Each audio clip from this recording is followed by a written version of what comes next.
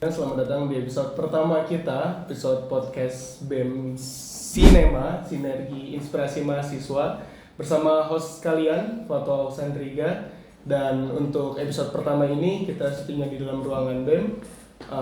Dan untuk episode pertama, episode perkenalan kita, kali ini kita mengundang narasumber atau bintang tamu, yaitu yang udah pasti ada Bapak Ketua BEM kita, ada Bapak Rendra Hadi Prastowo, dan juga ada Bapak Wakil Ketua kita yaitu Raju Franklin. Di episode kali ini kita perkenalan santai aja, kita ngenalin apa sih BEM dan apa sih nanti kerjanya BEM dan gimana BEM nanti ke depannya. Untuk episode pertama ini, terima kasih Bapak Rendra dan Bapak Raja sudah menyempatkan diri untuk hadir ke dalam podcast pertama kita. Gimana kabarnya? Sehat kan? Sehat. Alhamdulillah sehat. Tegang banget ya dipanggil bapak kita. Iya sih, tegang ya. Santai ya. Oke. Gimana nih tadi perjalanan aman? Aman. Lagi mendung juga kan? Lagi mendung tapi juga. belum hujan sih. Aman. Betul aja guys, fun fact, kita tuh niatnya mau syutingnya di luar, tapi karena di luar hujan, jadinya kita pindahnya ke sini. Nanti di next episode tergantung dari tempat dan juga dari narasumber maunya di mana. Gitu ya guys. Langsung aja, gue mau nanya yang pertama itu alasan kalian berdua. Kenapa sih kalian berdua ini mau berkolaborasi dan mau mencalonkan diri sebagai ketua dan juga wakil BEM Fikom 2024? Oke. Suatu pertanyaannya. Iya. Jadi alasan gua pribadi awalnya tuh karena ada dorongan yang signifikan dari orang-orang di sekeliling gue, dan gue juga mendapat restu dari pimpinan sebelumnya gitu, Mas Oksan. Di sebelumnya gue juga udah cukup ngerti kurang lebih kayak gimana sih alurnya tuh di BEM ini. Terus juga gue dikasih tahu lah kalau pengen ngejalanin dengan baik tuh harus gini. Kita bawa alur organisasi yang modern tentunya sekarang ini. Terus ya karena ada ini sih rasa ingin memperbaiki tentunya, walaupun yang kemarin tuh udah bagus-bagus banget ya, semua programnya bagus, SDM-nya juga bagus di sebelumnya, dan karena yang sempurna itu di dunia ini tidak ada menurut gue ya. Jadi gue coba ingin memperbaiki lah apa yang kurang dan ingin meneruskan apa yang udah bagus banget di sebelumnya. Karena itu gue ngajak wakil gue yang sekarang ini, kita bangun yuk bareng-bareng. Gue maparin lah visi misi gue pribadi ya ke wakil gue yakinin dia, dan dia juga alhamdulillah sejalan gitu sama gue. Karena sebelumnya kita juga di satu divisi di Senora periode sebelumnya, ya Pak. Jadi ya dia ngajak. Sebenarnya awalnya gue pikir dia udah ada calonnya gitu kan, udah ada pasangannya dia kan, temennya, tandemnya. Terus ternyata nggak ada gitu kan, dan dia ngajak ngobrol. Gue bilang kalau lu ada yang bisa jadi wakil lu, dia aja gitu, gue ntar support dari belakang aja gitu kan. Nah ternyata dia udah nyoba dan nggak ada. Ya udah kira gue maju bersama Bapak Ketua, dan alhamdulillah akhirnya kita sekarang di sini. Tapi nggak ada paksaan kan, kayak anjrit gue dipaksa gitu. Udahlah. Nggak ada sih. Itu nggak ada kan? Nggak ada sih, itu murni kesadaran. Itu murni kita kesadaran diri aja, karena kayak kita punya kesadaran ingin memperbaiki yang sebelumnya bagus. Dan kebetulan dia juga orangnya ini kan, bisa diajak membuat gebrakan besar gitu kan. Jadi gue tertarik collab sama dia gitu. Jadi nggak flat aja untuk BEM ke depannya, karena kan insya Allah ya kita bakal membuat itulah besar lah ya. Ditunggu aja ya gebrakannya. Tunggu aja. Mohon dukungannya. Dukungannya. Semoga kita bisa membuat untuk anak-anak Fikom juga tentunya kan. Khususnya. Karena kita dari Fikom dan juga kita nanti ke depannya untuk Fikom juga ya kan. Oh iya benar. Iya. Tadi sempat menyinggung juga kalian ini dari periode sebelumnya itu Senora. Iya. Ya, seni dan olahraga. Bersama Anda juga kan? Iya, bersama saya juga. Karena kita ini semua, kita bertiga ini satu divisi semuanya. Ya, di 2023 di 2023 2024, tapi sekarang kita udah alhamdulillah naik ya, kita bertiga ya. Alhamdulillah. Berarti dari pengalaman organisasi kemarin tuh berpengaruh nggak sih menurut kalian, dan apa sih pengaruh dari yang kalian lakukan di tahun kemarin itu sehingga memotivasi kalian bisa untuk maju sampai sekarang? Ada di organisasi sebelumnya, BEM sebelumnya itu yang dipimpin oleh ketua sebelumnya yaitu Aspar dan Irfan ya, itu bukan cukup sih, kayak udah bagus banget sih, maksudnya cara mereka memimpin BEM ini itu menjadi inspirasi kami juga gitu. Kami banyak belajar dari beliau-beliau bagaimana cara menjalankan organisasi BEM fakultas ini. Itu yang menjadi salah satu jadi dorongan kita, karena kita melihat benchmark kita ya, itu adalah orang yang hebat gitu kan, dia yang mampu membuat BEM ini yang awalnya nggak terlihat di Vkom, akhirnya dia membangkitkan kembali BEM. Jadi kita banyak belajar dan jadi terdorong juga untuk melanjutkan BEM lebih ini lagi, lebih maju lagi ya. Alhamdulillah kemarin kita dikasih panggung lah ibaratnya, panggung oleh yang sebelumnya, pimpinan sebelumnya untuk ya udah nih gue kasih lu panggung, lu berkarya sesuai ide-ide lu. Karena kita udah dikasih kepercayaan, jadi kita tuh paham gitu apa sih yang akan dilakukan BEM, apa sih yang akan dilakukan pemimpin untuk jajarannya itu apa, kayak gimana. Kita mulai sedikit paham lah, karena kepemimpinan mereka tuh benar-benar ngebuka gua, ngasih gua pengalaman banget ya. Pentingnya organisasi di era modern sekarang ini, karena banyak mahasiswa sekarang kan yang pilih magang tapi dia nggak ikut organisasi karena alasan magang. Menurut gua itu di kepemimpinan sebelumnya tuh udah ngebuka mata gua banget sih, kayak oh iya magang tuh penting, tapi berorganisasi ini ada pentingnya juga buat kita di magang nanti. Pengalaman berharga tentunya. Banyak pengalaman ya kalau misalkan organisasi. Tapi menurut kalian antara organisasi sama magang tuh balance nggak sih? Sebenarnya Untuk pengalaman. Seimbang sih. Yeah. Tapi kalau kita magang tapi nggak tahu sistemnya di magang itu kayak gimana, kan itu ada jajarannya. Kita tuh sebagai apa di tempat magang ini? Karena kita misalkan jadi kreatif lah, kayak abang-abang dan kakak-kakak ini ya, jadi kreatif di BEM, di organisasi, otomatis mereka tuh tahu nih apa yang dikerjakan di organisasi tuh nggak berbeda jauh dengan apa yang dikerjakan di magang. Mungkin karena budayanya doang ya. Organisasi juga program-program yang kurang lebih sama kayak event-event gitu kan, itu kan kita bisa tahu alur-alur kerjanya, birokrasinya, kayak administrasinya itu juga relevan dengan pekerjaannya. Jadi kalau kita organisasi jadi udah punya pegangan lah ya untuk ke magang atau ke pekerjaan kedepannya kan. Yang gue bisa bilang sih kita ada satu langkah lebih depan dari mereka sih. Bahasa kasarnya sih gitu. Jangan tersinggung ya semuanya. Jangan tersinggung ya guys, no hard feelings. Lanjut ke pertanyaan selanjutnya. Kalian kan udah diangkat menjadi ketua dan wakil ya. Dan bagi para pemilih juga ngelihat visi misi kalian. Coba gue mau ngulik dulu nih sebelumnya. Kalian masih hafal nggak sih sama visi misi kalian?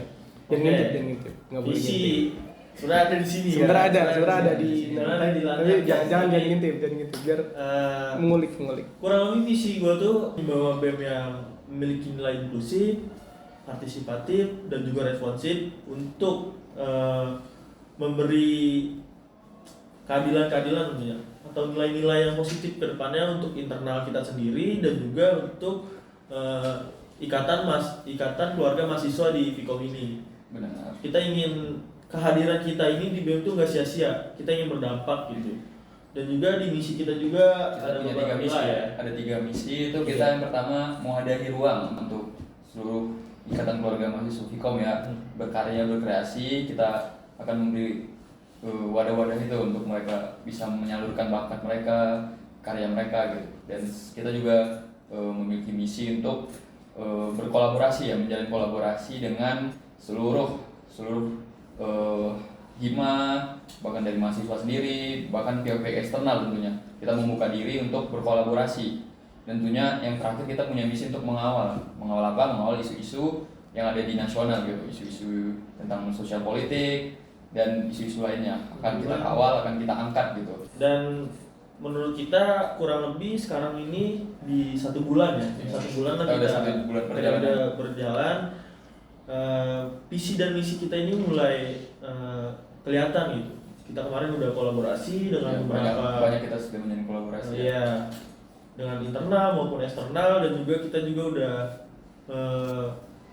mengimplementasikan misi kita, mengawal isu-isu. Kemarin kita juga udah mengawal dan dikaji oleh Kastrat, kita suarakan, juga berkolaborasi tentunya tadi ya dijelaskan oleh Dan tentunya kedepannya bakalan banyak lagi gebrakan kita untuk mewujudkan visi misi kita ini. Dari tadi ini kan kita udah nyebutin Kastrat, Senora juga. Iya. Gue mau tes pengetahuan kalian dulu, pengingatan kalian dulu. Oke. Kalian kira-kira hafal nggak sih sama anak-anak kalian, anak-anak divisi-divisinya? Orangnya Kayak nggak usah orangnya, kayak divisi-divisinya. divisinya apa aja sih? Divisinya apa aja gitu. Karena kan ini episode pertama, kan. Oke. Mungkin aja ada yang belum tahu di BEM tuh ada divisi apa aja. Mungkin bisa kita penonton iya. juga kan. Oke. Juga. Di BEM Fakultas Ilmu Komunikasi Mercubuana ini kita ada 4 bidang awalnya. Itu ada bidang internal, bidang KKI, terus KKI. bidang sosial politik, terus ada juga bidang yang terakhir kemahasiswaan. Ya. Bidangnya Anda ya, Pak ya? Iya. Kepala bidang kemahasiswaan. Terus di bawah bidang internal kita membawahi 4 biro.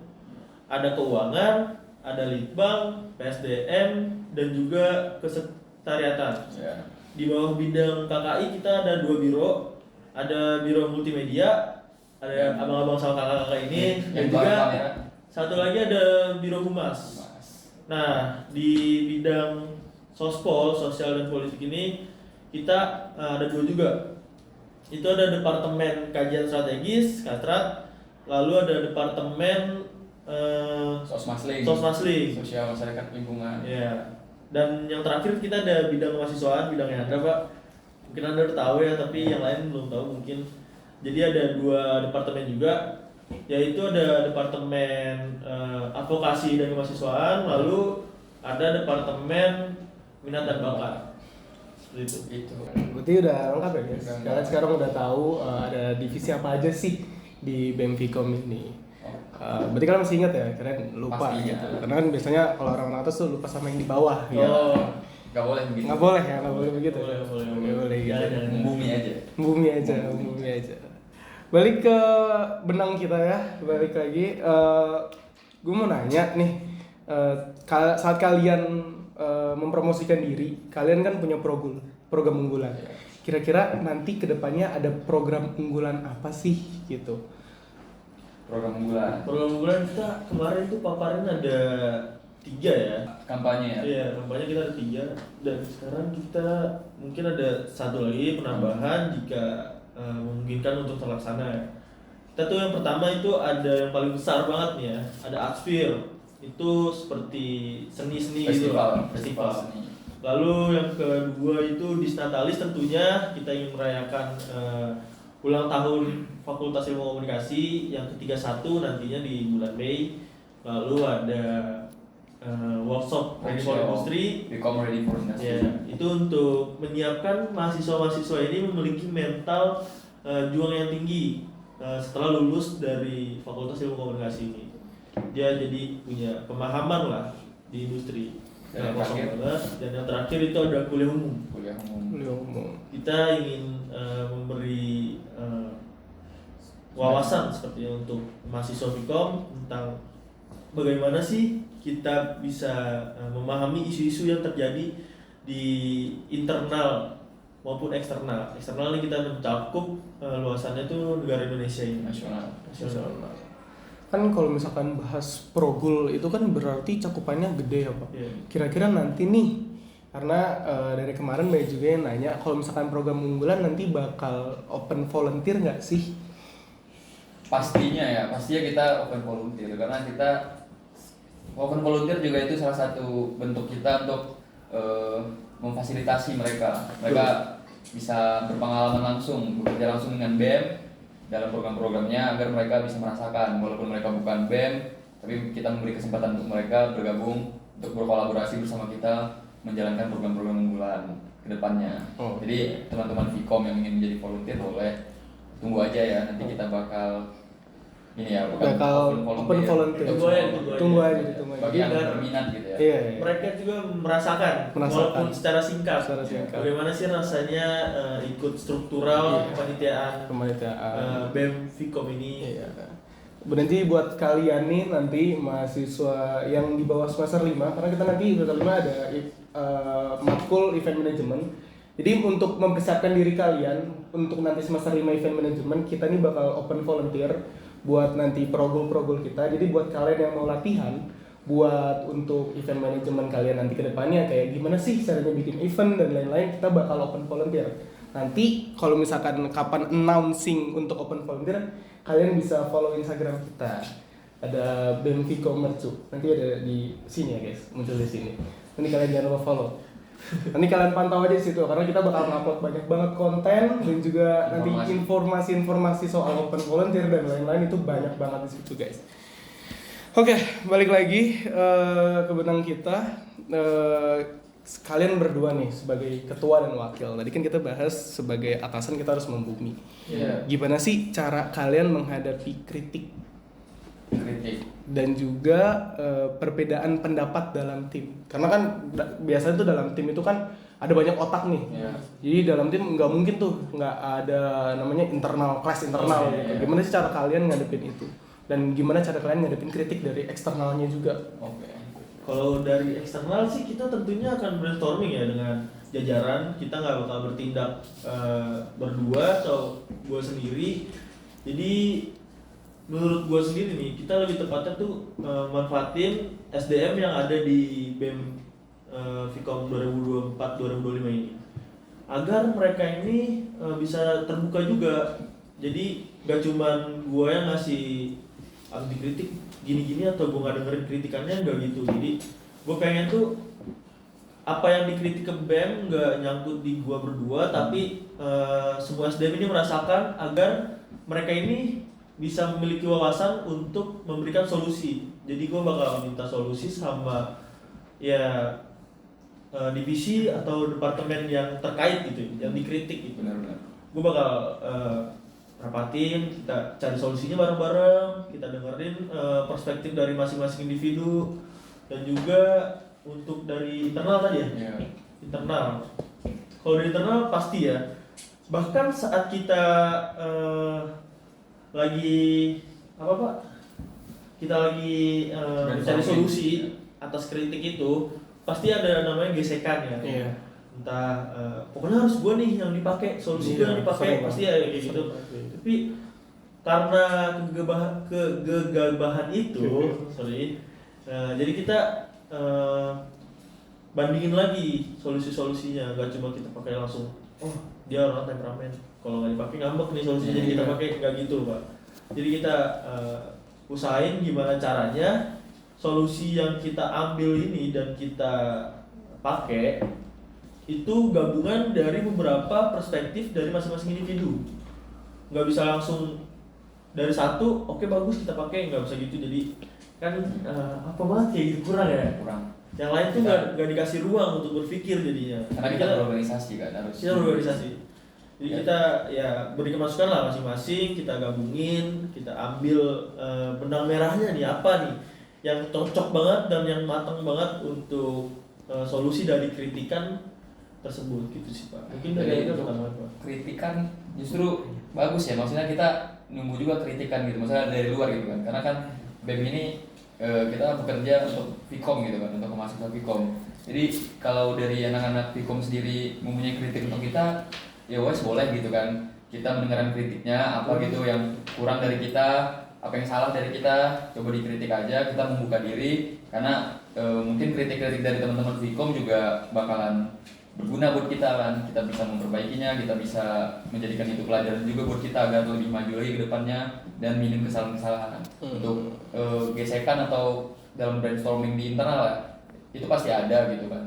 Untuk gesekan-gesekan itu masalah ide, itu bagaimana cara kita nyikapin aja gitu. Yeah. Jadi sebenarnya untuk ide kan kadang ada ide yang emang pure idenya dan tanda kutip jelek gitu kan. Itu gimana aja cara kita komunikasinya agar ngasih tahu dia gitu kan, gimana nih solusinya. Jangan bagaimana cara idenya biar nggak tetap ada tapi mungkin ada sedikit modifikasi atau dikolaborasikan idenya. Jadi kita bisa mengatur itulah. Dan sebenarnya dalam organisasi, dalam gesekan itu gimana kita komunikasiin aja sih biar nggak tegang, biar nggak ngambek gitu kan, karena anak-anak sekarang kan gesekan dikit kan ngambek gitu kan. Jadi jangan, nggak boleh gitu. Jadi harus ini open minded juga lah gitu. Itu mah hal yang biasa. Iya, apalagi kita anak komunikasi ya. Maksudnya kalau misalkan internalnya berantem karena miskomunikasi kan kayak ada malu sedikit ya. Kita buat apa kita belajar masuk komunikasi gitu kalau misalkan komunikasi kita aja kurang. Ya nggak sih? Dan kalau ngomongin kritik juga, yang namanya kritik pasti membangun. Pasti membangun dan itu saran. Karena kalau nggak ada kritik itu iya, dipertanyakan. dan kita nggak bisa nge-upgrade justru. Kalau bagusnya pemerintahan juga pasti akan ada sedikit kritik kan. Ada kritikan, yang namanya kritikan tuh pasti membangun. Jadi teman-teman Vkom itu boleh kritik kita ya. Itu kita udah buka untuk wadah untuk kritiknya ya. Di IG juga ada kan. Ada di IG kita. Jadi buat kalian mahasiswa Vkom yang mau kritik kita, itu ada di Instagram kita. Kalian bisa klik link di Instagram kita. Balik lagi ke Instagram nih. Kita story video di sini, kalian mending follow dulu. Karena situ semuanya ada di situ. Jadi kalian bisa klik link dan kalian bisa ngasih kritik tentang apa sih yang harus kita lakuin ke depannya. Itu karena kritik kalian tuh membangun kita, guys. Dan kita perlu kritik-kritik dari kalian untuk ke depannya. Oke, tadi kita ngomongin pemerintahan dan kepemimpinan pasti. Kira-kira nih rahasia kalian menjadi pemimpin, ada nggak sih gaya kepemimpinan atau orang yang kalian contoh sehingga kalian kayak ini orang keren banget, bisa nggak ya gue kayak mereka? Ada nggak sih? Inspirasi, figur inspirasi kalian. Kalau ada sih pastinya ya, ada lah. Kalau gua di zaman sekarang ini yang menurut gua bagus ya. Orang-orang sekeliling gua dulu. Mungkin yang pertama kedua orang tua, pastinya. Nggak usah dilupain karena dia yang mendidik kita. Tuh. Lalu ada pemimpinan sebelumnya sih tentunya, pemimpinan wakil juga kemarin. Itu ada Bang Asfar, Mula Sadra, dan juga Esya Irfan dari Digital Komunikasi Prodi gue sendiri gitu. Nah, Markom juga ya? Iya, Markom juga. Asfar. Keren banget sih menurut gue dia berdua. Yang pertama, di tengah kesibukan yang mengurus organisasi, dia juga nggak mengesampingkan apa kepentingan dia sebagai mahasiswa, yaitu tugas-tugasnya tetap jalan, nggak yang terabaikan, dan dia juga jadi mahasiswa pertama kalau nggak salah kemarin sidang kita hadir tuh. Kita ketemu kemarin di sidang dan keren juga sih menurut gua. Dia bisa mensituasikan dirinya, bisa menilai mana yang menjadi prioritasnya sih menurut gua. Lalu walaupun mereka udah jadi ketua dan wakil tapi mereka bisa lulus 7 semester bahkan. Insya Allah 7 semester kita doain. Insya Allah. Jadi berarti organisasi masuk BEM atau HIMA itu nggak menutup kemungkinan kita lulus lebih cepat ya. Jadi gimana kitanya aja mengatur waktu, mengatur manajemen waktu dan yang lainnya. Iya, sering-sering komunikasi lah sama orang-orang di sekeliling kita agar kita tahu bagaimana sih resep-resepnya gitu. Lulus cepat salah satunya kan. Berarti Bang Esya Irfan nih keren banget ya, dia bisa lulus 3,5 tahun kemarin sidang. Dia orang pertama juga, insya Allah ya. Karena kemarin dia juga ketua dan wakil ketua BEM kita yang tahun kemarin baru aja jadi orang pertama yang sidang. Dan itu keren banget dan itu ngebuktiin kalau misalkan organisasi itu nggak memperhambat kalian untuk lulus. Jadi buat kalian yang masih ragu dan takut untuk masuk organisasi, kita udah ada contohnya. Masih ada orang yang lulus, yang sidang ya, langsung sidang 3,5 tahun, 7 semester. Dan insya Allah dia katanya bakal lulus semester ini ya, 7 semester. Insya Allah. Kalau nggak ada di tangan berarti. Iya, kalau nggak ada hambatan-hambatan. Kita doakan aja untuk. Iya, kita doakan aja untuk mereka berdua karena mereka berdua juga orang keren gitu. Figur lagi. Masih bahas figur lagi. Ada lagi. Orang luar, maksudnya orang luar sekarang kayak pemimpin siapa gitu. Figur gua. Anies. Mas Anies, siap. Tapi gua bukan anak abah ya. Bukan anak abah. Gua dia keren aja gitu dari perspektif gua tuh. Pemimpin seperti Mas Anies ini sangat langka sih. Dia bisa mentransformasi ibu kota. Yang gua concern di sini tuh tentang transportasinya ya. Iya. Dia bisa membuat yang angkot tadinya membuat macet diubah menjadi Jaklingko. Bagus banget ya, gratis lagi ya. Gratis, dan itu dia tuh nggak ngetem karena Mas Anies mengurangi macet kan. Dia nggak ngetem, jadi Jaklingko ini terus jalan gitu, nggak nyari penumpang tapi dia terus jalan. Penumpang dia minggir itu menurut gua salah satu inovatif sih yang harus dikembangin di kota-kota lain. Menurut gue dia tuh salah satu figur gue. Berarti Mas Anies kalau untuk Mas Renda nih Mas Anies kalau misalkan Raja Kalau figur gue sebagai pemimpin, gue cukup melihat Mas Anies juga sih maksudnya ya. Iya, Gue bukan anak abah juga, maksudnya gue melihat orang yang bagus gitu kan. Karena dia orangnya tenang gitu kan, tenang. Dia dikritik apapun dia tetap tenang, tetap membuka diri. Nah jadi gue mengambil hal-hal yang itu tuh dan masih banyak lagi di Indonesia tentu ya kan. Gue melihat sosok pemimpin, Pak Prabowo juga demen gitu kan. Juga melihat dia sebagai figur seorang pemimpin gitu karena dia tegas, nggak banyak pelongo-pelongonya gitu kan. Nah, jadi dia tuh udah iya enggak gitu kan. Jadi dia bersikap kayak gitu tuh bisa kita tiru. Dari Pak Jokowi juga tentunya. Pak Jokowi itu bisa kita contoh sebagai pemimpin kan, karena dia udah 2 periode memimpin negara kita kan. Jadi Pak Jokowi itu juga menyikapi sesuatu dengan santai, legowo. Jadi tenang tapi tepat gitu kan. Jadi Pak Jokowi juga keren. Mas Gibran juga masih muda gitu kan. Masih muda udah bisa menjadi wakil presiden. Tentunya dia ada suatu hal yang buat dia bisa jadi wakil gitu kan. Itu harus kita ambil yang baiknya gitu kan. Jadi inspirasi lah buat kita ini yang muda-muda bisa nggak menutup kemungkinan kita jadi wakil presiden atau jadi presiden. Amin ya, kita nggak ada yang tahu ya umur gitu kan. Umur 35. Sebelum umur 40 gitu kan. Jadi umur 35 tahun kita sudah bisa menjadi presiden kan, kayak Mas Gibran tuh nantinya kan. Jadi ya kita doain aja gitu. Doain aja ya. Siapa tahu kan ini jadi batu loncatan kita ya. Batu loncatan kita. Siapa tahu nih dari Pak Rendra entar jadi wakil kan kita nggak tahu. Kita nggak tahu ya untuk beberapa tahun ke depan. Jadi Anda harus banyak belajar dengan Mas Gibran gitu. Dari Anda juga saya belajar. Nah, siap. Jadi figur Anda siapa, Pak? Figur itu yang sudah saya sebutkan itu saya banyak ya, gitu. Saya banyak. Saya ngambil hal yang baik gitu. Ngambil intisarinya. Intisarinya aja. Inti adalah intisarinya. Dari yang paling dekat tadi dulu kemarin ya. Oke, berarti ada Mas Anies, ada Pak Prabowo juga, Mas Gibran juga, Pak Jokowi juga. Durasi udah aman nggak sih? Masih aman nggak sih? Masih aman, masih bisa lah ini kita sejam juga boleh. Ini air nggak ada sponsor apa Mas? Belum dapet nih, belum masuk. Tolong ya, untuk sinema ini terus berkembang, tolonglah sponsor nih. Brand yang mau masuk boleh ya? Boleh lah. Untuk sinema ini kedepannya kita bakal jadi salah satu program kita juga kedepannya bakal ada banyak banget episode. Jadi dan kalau misalkan untuk pembuatan gini tentu saja kita keluar keringat ya. Jadi untuk para sponsor yang mau masuk bisa hubungi humas kami. Karena podcast ini kabarnya jangkauannya cukup luas ya. Cukup luas. Karena kita bakal upload juga di YouTube. Dan juga klip-klipnya kita masukin ke TikTok. Jadi buat sponsor-sponsor yang mau masuk dan mau produknya kalian taruh dan mau dipamerin sini bisa banget kontak humas kita. Atau mungkin langsung aja mampir ke Instagram kita untuk ngekontak humas kita. Instagramnya ada di sini. Instagramnya ada di sini. Ini sekarang nggak ada nih, tapi nanti bisa diedit nih. Nih, tuh. Bisa kan keren kan? MM lagi ya. Ada MM lagi ya. Semangat MM editnya ya. Nih, bisa mau yang kerennya nih. Nih. Instagramnya ada di sini. Sekarang di sini. Sekarang sini. Semangat ya MM. Semangat ngeditnya MM. Ya.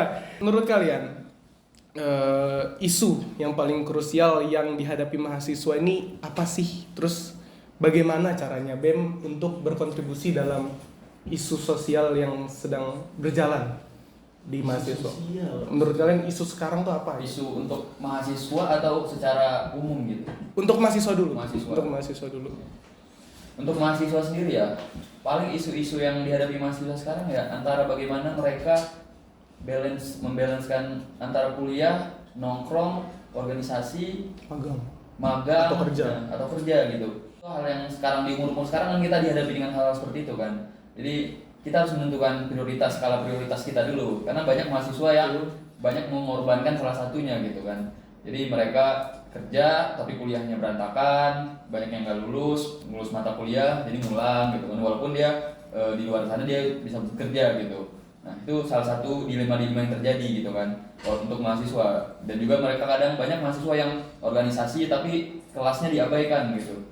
Nah dan tugas-tugasnya juga diabaikan jadi itu nggak boleh ya. Jadi sebenarnya organisasi ini bagaimana kita mengaturnya aja, mengomunikasikan aja. Jadi misalnya kita emang lagi padat di kelas ada izin gitu kan, kita bisa izin kok gitu, maksudnya izin ke ketua atau ke kepala departemennya gitu untuk izin. Jadi gimana kita mengaturnya kalau kita nggak bingung gitu harus ngapain ya, jadi ya akhirnya berantakan. Jadi mahasiswa sih itu, apalagi sekarang isu sekarang mahasiswa ini kebanyakan nongkrong gitu kan, kebanyakan nongkrong, jadi kuliahnya nggak benar gitu kan, tapi nongkrongnya benar gitu. Jadi itu maksudnya kita mahasiswa kan prioritas kita tuh adalah untuk kuliah gitu, kita dibiayain sama orang tua kita puluhan juta gitu kan, apalagi di kampus swasta gitu kan, kuliahnya mahal gitu. Jadi kalau nggak lulus banyak nggak lulus itu kan sayang gitu, orang tua juga sedih nantinya.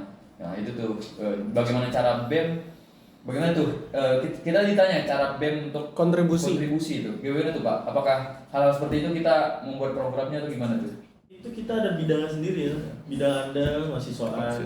Jadi kita akan memikirkan tentunya, kita akan ada langkah-langkah ke depannya dan yang sudah dipikirkan juga dengan Kausan. Kita bisa memberikan solusi-solusi tentunya melalui konten kah atau diskusi-diskusi bareng BEM nantinya tentang bagaimana sih kita bisa mengatur waktu, tentang bagaimana sih kita bisa memprioritaskan yang mana yang paling urgent gitu kayak organisasi kah atau kerja, atau kita bisa memprioritaskan kelas kuliah. Jadi kita kalau seperti itu sih kita menilai aja ya, mana nih yang paling urgent menurut kita, yang paling penting menurut kita. Kalau kita dalam situasi keduanya sama-sama penting, kita tinggal memikirkan kalau kita ambil kelas sekarang, apakah organisasi ini akan terabaikan ataukah bisa diwakilkan? Gitu. Tentang gimana kita aja sih berpandangan. BEM juga ada namanya Departemen Advokasi dan Kesejahteraan Mahasiswa. Jadi mahasiswa-mahasiswa yang bingung bisa ke anak advokasi ya kan, advokasi BEM untuk berkeluh kesah atau meminta saran, dan advokasi gitu ya untuk membantu anak-anak Vkom khususnya, bener nggak? Tuh. Oke, berarti untuk isu sekarang tuh berarti dilema ya, dilema mahasiswa. Berarti kalau misalkan kalian bingung gimana sih cara ngebalancein itu semua, nanti kita akan bikin episode lanjutan ya. Ada episode spesialnya. Gimana sih cara ngebalancein sosial dilema kita, yaitu kuliah, organisasi, magang atau kerja, mana sih yang lebih utama? Itu nanti kalian pantau aja untuk siapa tuh bintang tamunya nanti? Ada. Bakalan ada ya? Iya, dan bisa jadi saya juga diganti, siapa tahu, kita nggak tahu. Jadi konsepnya ganti-ganti. Konsep ganti-ganti, siapapun yang mau sebenarnya. Dan semuanya saya sih, tapi saya nggak tahu. Kalau misalkan ada yang mau nanti bisa diganti gitu. Oke. Terus balik lagi ke pertanyaan, kira-kira ada nggak sih satu hal yang kamu ingin ubah di kampus ini? Di kampus ini? Iya. Apa? Terus kenapa gitu kalian mau ubah? Pengen ubah tuh dari kalau gua dulu. Kampus ini tuh kagak ada ruang untuk kita berekspresi tentang hiburan gitu. Contoh di kampus-kampus tetangga kita bisa ambil contoh, mereka tuh di setiap semester tuh ada gitu. Entertainnya tuh ada gitu. Sedangkan kita ini hanya dihadapkan dengan tugas-tugas yang banyak kan, ada TB1, TB2, gitu UAS, belum lagi tugas-tugas harian. Benar. Itu bakal bikin stres sih mahasiswa kan. Mahasiswa juga butuh hiburan. Kita butuh hiburan. Hiburan di kampus gitu kan. Kita sebagai mahasiswa pun butuh hiburan. Karena tanggung jawab kita udah banyak gitu kan. Jadi ya hiburan sih yang kurang ya. Pengen kita ada itu. Jadi salah satu inovasi. Benar. Kita pengen mencoba mengadakan itu ya. Karena di kampus kita minim gitu kan. Jadi hiburan-hiburan kayak gitu BEM ini bakalan mencoba untuk membuat gitu. Insya Allah dari kampus, dari semua pihak mendukung kita gitu. Agar kita bisa buat. Benar enggak? Betul. Bener banget. Kalau dibatasi gitu kan, kita udah mencoba membantu semua mahasiswa, dibatasi oleh pihak tertentu, ya gimana kan? Kita udah batasi tapi nggak ada solusinya. Nggak ada solusi, jadi gimana gitu kan? Kita udah berusaha. Untuk hiburan ini nanti kita masih pikirin lagi apa. Cuma Hitung ada aja. beberapa lah opsi yang ingin kita terapkan. Jadi mungkin nanti mahasiswa-mahasiswa Fakultas Ilmu Komunikasi bisa memberikan sarannya di kotak dan saran. Boleh. Ingin ada apa nih? BEM ini ingin apa gitu kan? Mahasiswa ini ingin apa? Kalian pada mau apa? Request aja ke kita kan. Insya Allah kita terapin lah ya. Jadi suara-suara kalian kita dengerin. Jadi kalian nggak usah takut. Jadi kalian boleh request gitu. Iya. Seperti itu Pak. Oke, jadi sebenarnya mahasiswa ini perlu hiburan ya. Apalagi kita komunikasi gitu. Perlu banget yang namanya hiburan. Komunikasi anak-anak kreatif. Anak-anak gitu kan. kreatif yang biasanya kerja di bidang-bidang kreatif. Nah, Jadi kalau capek. misalkan capek tugas Tapi kalau ngeliat layar terus capek kan? capek Kalian kan kalian ngeliat layar terus ngetik-ngetik ngedit capek guys Capek. gitu. Kita perlu banget hiburan gitu. Apalagi kita sebenarnya punya tempat ya. banyak Pak. Banyak banget kita tempat di kampus yang bisa jadi wadah kita untuk menjadi hiburan sendiri gitu. Cuma semoga aja nanti kedepannya didukung. Semoga aja didukung biar nanti bisa ada wadah ya, wadah hiburan buat mahasiswa. Anak mahasiswa juga bisa kita beri panggung untuk Iya. mereka yang bakatnya kan entah Iya. nyanyi, ngeband atau bakat lainnya. Iya. Jadi Who knows? pantau aja guys, pantau terus Instagram kita. Baik lagi kita pantau terus Instagram kita guys. Oke, waktu durasi udah lama banget ya guys. Kayaknya pertanyaan terakhir, Terakhir last banget nih. question terakhir banget. Alhamdulillah kita udah waktu-waktu terakhir nih ya, karena Siap. udah lumayan capek juga dari tadi ngobrol. Nggak Pertanyaan ada terakhir. sponsor air Nggak ada soalnya. sponsor air. Next ya kalau misalkan ada sponsor, tolong banget sponsor untuk masuk. Pertanyaan terakhir, apa sih harapan terbesar kalian untuk BEM periode tahun ini? Berat. Harapan kita tentunya ya, semua apa yang udah kita rancang bareng-bareng bersama gua Toraja dan juga bersama 47 lainnya itu terlaksana. Dan juga harapan gue yang lainnya tuh bagaimana sih mahasiswa Fakultas Ilmu Komunikasi ini merasa puas gitu dan menaikkan citra kampus dan juga fakultas tentunya. Harapan-harapan lainnya sih ya mungkin kita bisa berkembang ya, Kembang bersama. SDM kita berkembang dan juga kita bisa membawa dampak yang positif untuk IKM Vkom agar mereka juga bisa mendapatkan wawasan yang cukup signifikan atas kehadiran kita. Dan juga kita itu 49 ya, 49 jajaran yang ada di BEM Fakultas Ilmu Komunikasi gitu. Ya, jadi harapan kita nggak jauh-jauh dari gimana kita bisa membawa BEM ini dan memberikan dampak untuk semua mahasiswa Vkom gitu. Karena ya kalau kita nggak memberikan dampak sampai akhir periode, jadi perjuangan kita sia-sia gitu kan. Jadi secara eksternal gitu kita memberikan dampak dan internal tentunya kan. Jadi kita berkembang bersama, kita berjuang bersama, perjalanan kita masih panjang. Jadi kita habis periode ini kita semuanya memiliki dampak juga untuk diri kita. Kita setidaknya skill kita bertambah, wawasan kita bertambah.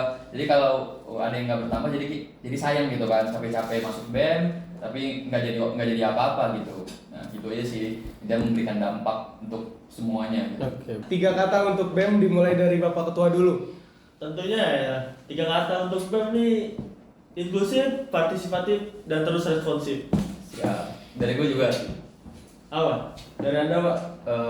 3 kata untuk BEM. Semangat, kerja. Kerja, terus tidak ada 3 kerja ya. Oke, Itu kalau aja. Dari Anda apa? kalau dari saya semangat, jangan sakit, terakhir Ada 3. Udah udah 3 ya, semangat. Oke, itu aja. Semangat, Semangat dan juga semangat. jangan sampai sakit. Nah. Iya. Udah itu aja. Iya. Karena kita bakal banyak banget ya. Bakal banyak banget program-program ke depannya. Jadi untuk BEM tahun ini semangat terus menjalani program-program kalian. Kalian bisa follow Instagram dan juga TikTok karena kita bakal nge-upload klip-klip ini nanti ke dalam TikTok kita. Itu saja gua MC kalian pada episode pertama kali ini. Terima kasih juga kepada Bapak Raja dan Terima juga kasih. Bapak Mas Terima kasih ya, Mas. Mas Osan. Kita juga berterima kasih udah Diundang. dikasih wadah ya untuk menyampaikan apa yang ingin kita sampaikan. Apakah di podcast Sinema ini bakalan memberikan wadah untuk mahasiswa? Pastinya. Mahasiswa berprestasi, Pasti. mahasiswa dan Jadi lainnya. bisa, mahasiswa- Apakah bisa? Bisa, mungkin bisa nanti ke depannya. Kita untuk geser kita bisa ngundang siapapun itu. Jadi buat kalian yang mau nanti saran podcast ke depannya ngundang siapa lagi, kalian bisa follow Instagram kita dan juga ada TikTok kita. Dan juga jangan lupa subscribe juga YouTube kita. Itu aja dari gua. Kurang lebihnya mohon maaf. Gua Fatwa Oksan dan Raja dan juga Rendra pamit undur diri. Terima kasih. Wassalamualaikum warahmatullahi wabarakatuh.